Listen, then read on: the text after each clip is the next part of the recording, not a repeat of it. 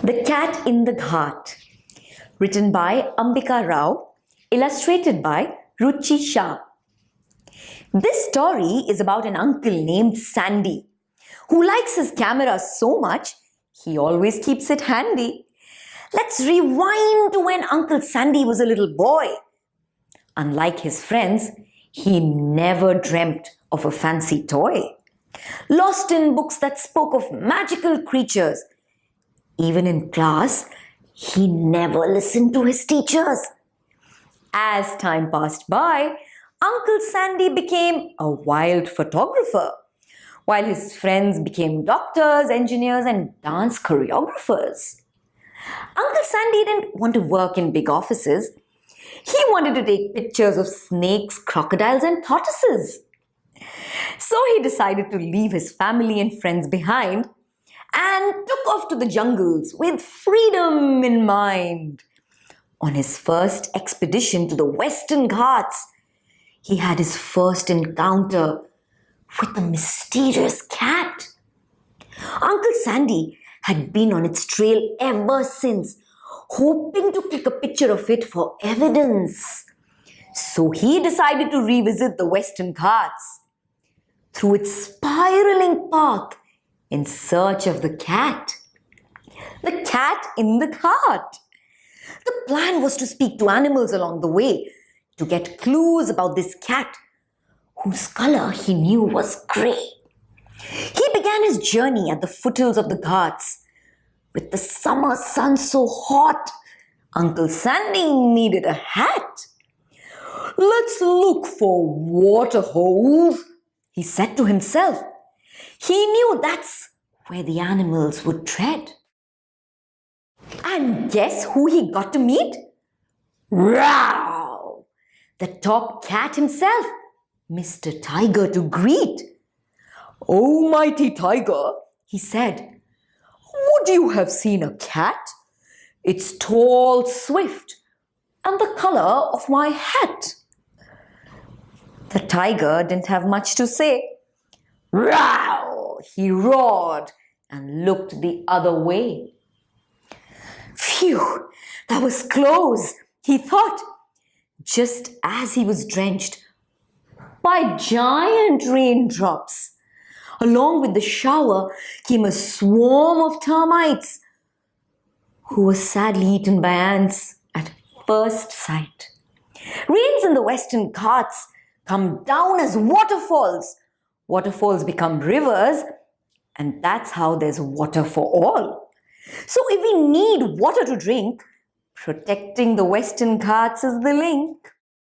What Uncle Sandy saw next filled him with glee. A family of elephants bathing in a pool. Yippee! They were making the most of the pre-monsoon showers. Some were kicking grass, others showing off their powers. Excuse me, you all," said Uncle Sandy, waving his hat. "Would you have seen a big grey cat?" "No, no, no," they all went in chorus. "We haven't seen him around here, we promise." Uncle Sandy found himself in the rainforest soon. "The second level of the Western Ghats," he crooned. "Buck!" came a reply through the forest dens. "Oh, that's a barking deer I hear. It means no offense." Up in the trees, chomping through a jackfruit, he saw a lion-faced monkey brute. A lion-tailed macaque is what it is, he knew. He'd looked through an encyclopedia of animals. Woohoo! "Oh, help me find a grey cat, will you?" said Uncle Sandy. "Ooh, okay," said the feasting monkey. "Walk straight through the tall green trees till you find one with a big giant hive of bees. Under that tree lives a frog so rare, it lives underground, hiding from the sun's glare. He's a clever frog, I'm told. knows the whole jungle inside out and twofold. Uncle Sandy was so eager to look for the froggy, he left without saying thank you to the monkey. Left, right, Uncle Sandy marched, walking through a row of trees that were arched. Then he saw a tree very tall, with a big beehive that was just about to fall. "Ribbit, ribbit," said a frog. But Uncle Sandy could not see it through the fog. "Ribbit, oh, you're the man who comes in search of a cat. I heard about you from a clever little bat," said Uncle Sandy. "Please, will you tell me where he is? I'll give you an exotic flower, an iris." The frog was purple in color. He's the only one of his kind in India, Nasica batricius. The frog told him that he'd met a tribesman who'd know where the cat lived and would guide him. Uncle Sandy nodded, still in shock. He had just seen the most extraordinary frog. As he went further into the forest so thick, he saw that the trees were getting fewer very quick. "People cut trees," he said, "to make products very cheap, and the poor animals, they have no place to sleep. These jungles are their homes, you see, just like our houses back in the city." Sad and disheartened by the state of affairs, Uncle Sandy decided to say a silent prayer. "Protect these forests, oh dear God, please. Save them so the animals can live in peace." Saying so, he carried on, the high altitude grasslands waiting. And that's where he'd find the cat from its hiding. The remotest of places in the whole of Western Ghats. The grasslands so green, Uncle Sandy just sat, staring at the miracle of creation and the beauty of this place. This, he felt, was really his land of fairy tales. Pat! Came a tap on his back. He turned to see a face painted black. "Who are you, sir?" Uncle Sandy questioned. "I am Krishna, who lives in the forest unquestioned." "Oh, but sir, will you be so kind as to answer one question I have on my mind? Where can I find the special cat I'm looking for? I've seen it only once before." "Are you talking about Pogian?" he said. Uncle Sandy wasn't sure what he meant.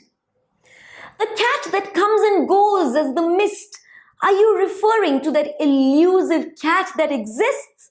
Yes, sir, that's the one," Uncle Sandy affirmed. He was so happy he could have drummed and hummed.